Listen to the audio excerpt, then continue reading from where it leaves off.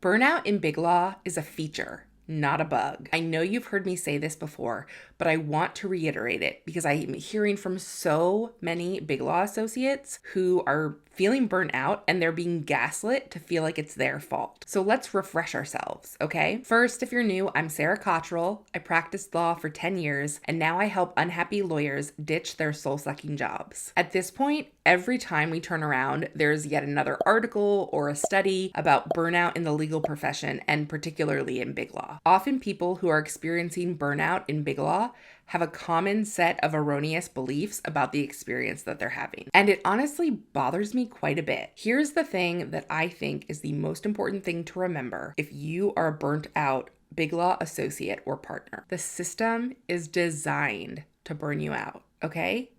The system is designed to burn you out. Often people who are experiencing burnout in Biglaw will feel like, oh, I'm just weak. I can't hack it like everyone else can. The fact that I'm burnt out, the fact that I'm exhausted, the fact that this is way too much and I actually want to have a personal life to be able to take care of my mental and physical health.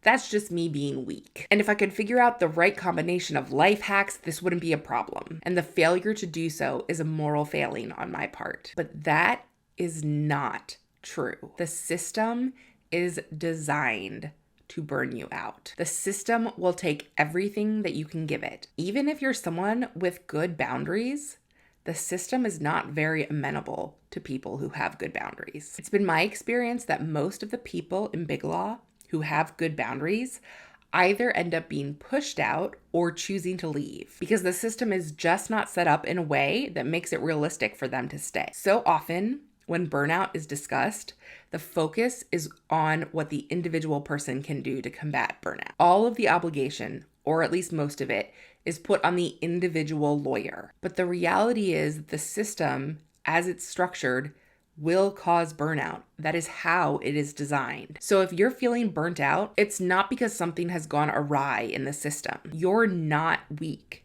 The system is working the way that it is supposed to work. And I'm not saying that any particular person is sitting in their evil lair cackling because they've intentionally created a system that they know is going to burn you out. There doesn't need to be a single orchestrator for the entire system to continue to churn. It's irrelevant if every partner in your firm is going around thinking, I really don't want lawyers in this firm to be burnt out.